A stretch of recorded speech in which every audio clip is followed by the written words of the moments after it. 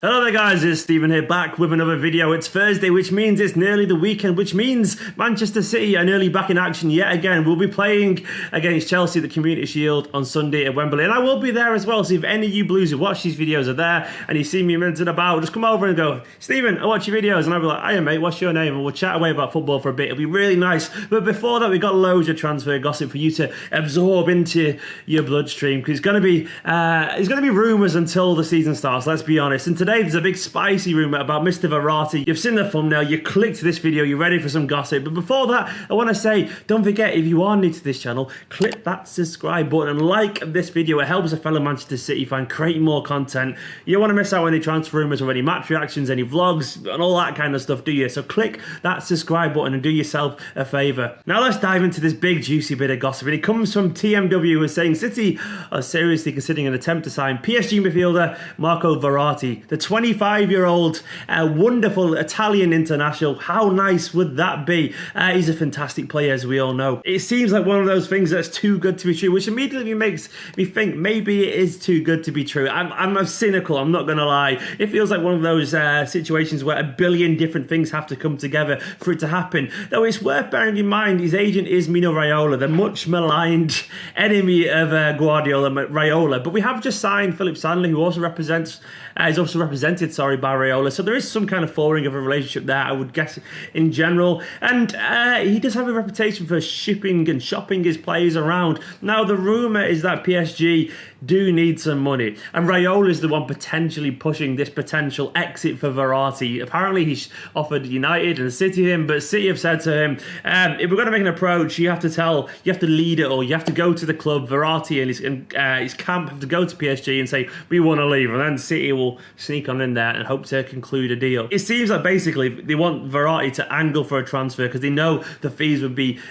excessively high. They'll be ridiculously high for one of the best players in that position, in the number 6. He's tenacious, he's intelligent, he's great on the ball, he's got that Xavi-esque ability to just turn around and dictate play. Fantastic player, an archetypal Guardiola kind of player. We'd love him at Manchester City, we all would. And he's only 25. He seems like he's been around for absolutely forever, and he's only got absolutely acres of time on his side. But I'm still cynical. I still feel like it's just going to be too hard to happen. And maybe we just kind of have to just kind of be very cautious about this as fans. It's easy to get carried away. It's like a dream potential signing, but the figures that we're talking about here and the likelihood that PSG want to let his player go, it just seems tiny to me, the chance that this is going to happen. Having said that, I really hope in about a couple of weeks, I'm eating these words very famously, because I would love to see him in a Manchester City shirt. But for now, I'm being cautious. One thing that's actually happened though is Kean Bryan has finally left Manchester City. The 21-year-old young English defender, who was absolutely excellent on loan at Oldham last season, they loved him there, is signed for the Blades, Bramall Lane, Sheffield United.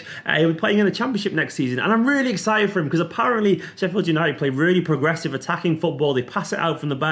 And Kean, obviously, he's a Manchester City academy player, so he knows how to pass. He's a really likeable, strong defensive centre-back, very intelligent on the ball, a leader, a battler. And before we know it, we could see him back in the Premier League with Sheffield United or with someone else for a few £1 million. City have let him go on a free with the idea that they've got a high buyback clause, or maybe a sell-on percentage or something like that. Either way, it's a nice little bit of a deal for him. It means he gets to, once again, play at a decent level there, and maybe he'll find his way back into the Premier League. Kean, I'm going to see you go, be a fantastic player, and all the best. And also, there's been some rumours about Arzani, that young Australian wonder kid, really skillful, really intelligent, exciting player. I watched a few clips on him. He's such an impressive little dribbler there. And apparently he's joining the Manchester City group.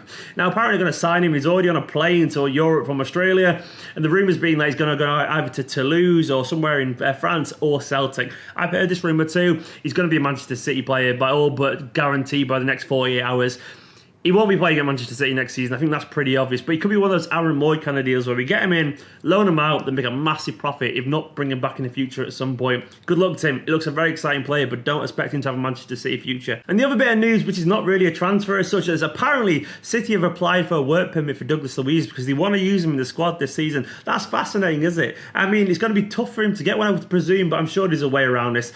Big Premier League clubs tend to find a way around these kind of situations, which means basically if they do get get it, it means he could be maybe at number 6. And he was the best of the bunch, I would say, in the last game in particular, in that number 6 role. Strong, powerful, good passer. He could be guided or moulded into something pretty special by Guardiola. Fingers crossed he gets that application. If not, I guess he'll just be loaned out. There's also a bit of rumour that Tosin Adarabioyo could be going on loan to West Brom, which would be nice. He needs to do that now. He needs to kick on his career. He needs to learn how to do that niggly, aggressive defending that you get in the Championship. And if he plays a whole season there, he'll come back a vastly better player. That much is guaranteed. He's got his long-term contract, but he needs to play first-team football, and it's unlikely that he's going to get it at Manchester City this season. Given the absolute vast array of options we've got defensively, it's going to be hard for him to get game time. And given that Garcia is impressed as well, I'd like him to be the academy backup defender this year, and Adarabioyo go and get some game time somewhere else, because he's a good player. One just needs that experience now. Anyway, guys, that's today's little roundup. Do you reckon any of these transfers are going to happen? Well, some have happened.